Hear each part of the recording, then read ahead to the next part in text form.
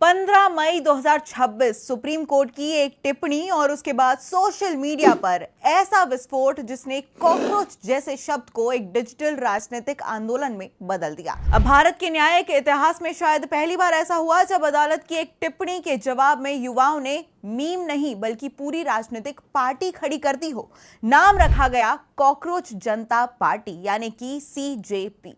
दरअसल मामला शुरू हुआ सुप्रीम कोर्ट में फर्जी कानून की डिग्रियों से जुड़े एक केस की सुनवाई से। सुनवाई के दौरान भारत के मुख्य न्यायाधीश सूर्यकांत ने कहा कि कुछ युवा कॉकरोच की तरह हैं जिन्हें रोजगार नहीं मिलता, फिर वो मीडिया, सोशल मीडिया और आरटीआई एक्टिविस्ट बनकर सबको अटैक करते हैं। बस यहीं से सोशल मीडिया पर बवाल शुरू हो गया। लाखों युवाओं ने इस टिप्पणी को बेरोजगारों, एक्टिविस्ट और सवाल पूछने वाले युवाओं का अपमान बताया। ट्विटर पर #कॉकरोच ट्रेंड करने लगा। इंस्टाग्राम पर मीम्स की बाढ़ आ गई। व्हाट्सएप यूनिवर्सिटी को एक नया कंटेंट भी मिल गया। किसी ने लिखा कि अब नौकरी मांगोगे तो कॉकरोच कहलाओगे, तो किसी ने कहा कि आरटीआई डालना अब कीट विज्ञान का हिस्सा बन चुका है। लेकिन मामला तब और ज्यादा बड़ा हो गया जब सीजेआई सूर्यकांत को सफाई देनी पड़ी। उन्होंने कहा कि मीडिया ने उनकी बात को गलत तरीके से पेश किया है। उनका निशाना बेरोजगार युवा नहीं बल्कि फर्जी डिग्री लेकर सिस्टम में घुसने वाले लोग थे। उन्होंने कहा कि भारत का हर युवा मुझे प्रेरित करता है, वे विकसित भारत के स्तंभ हैं। लेकिन इंटरनेट की अदालत फैसला सुना चुकी थी और फिर एंट्री हुई अभिजीत दिपके की। अमेरिका के बॉस्टन शहर में पढ़ाई कर रहे अभिजीत दिपके ने गुस्से और व्यंग के बीच एक ट्वीट किया, What if all the cockroaches comes together? यानी कि क्या हो अगर सारे कॉकरोच एक साथ आ जाएं। शायद अभिजीत ने खुद भी नहीं सोचा होगा कि ये लाइन अगले 48 घंटों में एक डिजिटल राजनीतिक आंदोलन की नींव बन जाएगी। जेनजी यूजर्स, कॉलेज स्टूडेंट्स, बेरोजगार युवा, पत्रकार, आरटीआई एक्टिविस्ट सब इस लाइन से जुड़ते चले गए। अब अभिजीत बताते हैं कि ट्वीट पर सैकड़ों रिस्पॉन्स आए। लोग कहने लगे कि अब साथ आना पड़ेगा, अब आवाज बनानी पड़ेगी।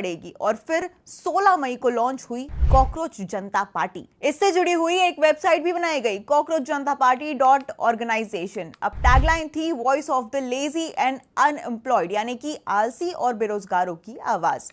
लेकिन इस पार्टी की सबसे अलग बात थी इसका व्यंग्यात्मक अंदाज। पार्टी ने खुद को बताया सेक्युलर, सोशलिस्ट, डेमोक्रेटिक, लेजी, यानी कि भारत की राजनीति में पहली बार लेजी भी आधिकारिक विचारधारा बन गया है। अब कॉकरोच जनता पार्टी ने लिखा कि हम यहाँ दूसरा पीएम केयर्स बनाने नहीं आए हैं, न टैक्स के पैसे पर दावोस घूमने, हम सिर्फ पूछने आए हैं कि पैसा आखिर गया कहां।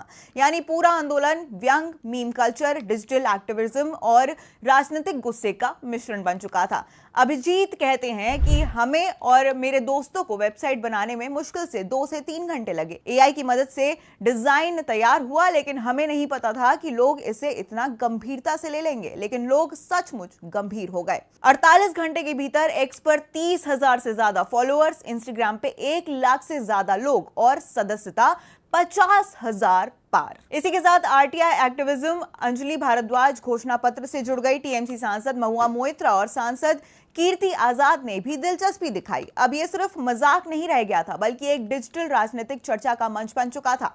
फिर आया सीजेपी का घोषणा पत्र और यहीं से ये इंटरनेट पर पूरी तरीके से फट पड़ा। घोषणा पत्र में लिखा गया, अगर सीजेपी सत्ता में आई तो रिटायरमेंट के बाद कोई सीजेआई राज्यसभा नहीं जाएगा। अगर किसी का वोट डिलीट हुआ तो चुनाव आयुक्त पर यूएपीए लगेगा। महिलाओं को संसद और कैबिनेट में 50% आरक्षण मिलेगा। इसी के साथ अंबानी और अडानी के मीडिया हाउसेस के लाइसेंस रद्द होंगे। दल बदल करने वाले नेताओं को 20 साल तक चुनाव लड़ने से रोका जाएगा। यानी घोषणा पत्र में व्यंग भी था, गुस्सा भी था और सिस्टम पर तीखा हमला भी था। लेकिन सबसे ज्यादा वायरल हुई इसकी मेंबरशिप कंडीशंस। मेंबरशिप पर लिखा गया था बेरोजगार, मजबूरी से, पसंद से या फिर सिद्धांत से, आलसी, शारीरिक रूप से, मानसिक नहीं, क्रॉनिकली ऑनलाइन कम से कम 11 घंटे रोज, वहीं प्रोफेशनल, रेंटर, जब तक बात सच्ची और तीखी हो। यानी सीजेपी ने उन तमाम चीजों को पहचान बना दिया जिन्हें आमतौर पर समाज ताना बनाकर इस्तेमाल करता है। 18 मई को पार्टी ने ऑनलाइन मीटिंग भी बुलाई, नाम रखा गया रोचक सत्संग।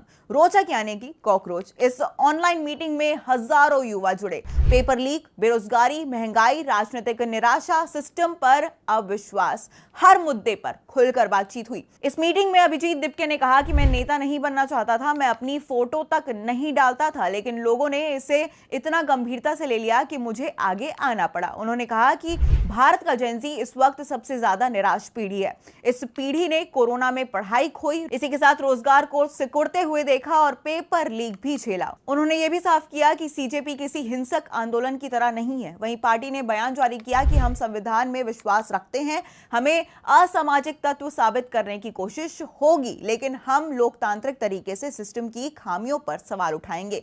यानी जो चीज एक वायरल टिप्पणी से शुरू हुई वो अब डिजिटल असंतोष का प्रतीक बन चुकी थी। यह सिर्फ मीम नहीं था, यह सिर्फ मजाक नहीं था, यह उस पीढ़ी का व्यंग था जो खुद को लगातार अनसुना महसूस कर रही है। एक ऐसी पीढ़ी जो कह रही है अगर सवाल पूछना कॉकरोच होना है तो शायद अब सारे कॉकरोच एक साथ आ चुके हैं।